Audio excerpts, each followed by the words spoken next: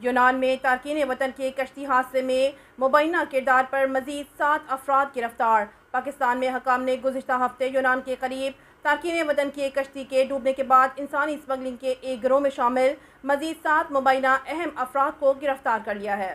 اس حادثے میں پاکستانیوں سمیت 500 سے زیادہ تارکین وطن لاپتہ ہو گئے تھے۔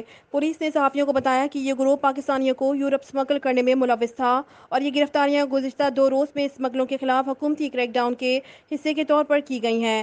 پاکستان میں گزشتہ چند روز کے دوران میں 30 دیگر مشتبہ افراد کو گرفتار کیا گیا ہے۔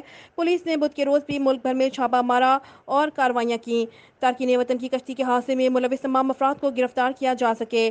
پاکستان کی انٹیلی جنس ایجنسیاں رپوش ہونے والے اسمگلروں کا سراغ لگانے میں مصروف ہیں۔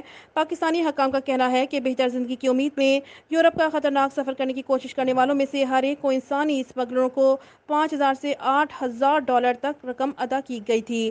14 جون کو یونان کے ساحل پر ڈوبنے والی کشتی بحیرہ روم میں تارکین وطن کے کشتی کو پیش آنے والے بدترین حادثوں میں سے ایک ہے۔ یونانی حکام پر تارکین وطن کو بچانے کے لیے فوری اقدامات نہ کرنے کا الزام عائد کیا گیا ہے اور اس بنا پر ہلاک اور لاپتہ پاکستانیوں کے لواحقین میں غم و غصہ پایا جاتا ہے۔ ادھر ایتھنز میں حکام کا کہنا ہے کہ مسافروں نے مدد لینے سے انکار کر دیا تھا اور اٹلی جانے پر اصرار کیا تھا۔ انہوں نے مزید کہا کہ کشتی سے سینکڑوں غیر قانونی افراد کو نکالنے کی کوشش بہت خطرناک ہوتی۔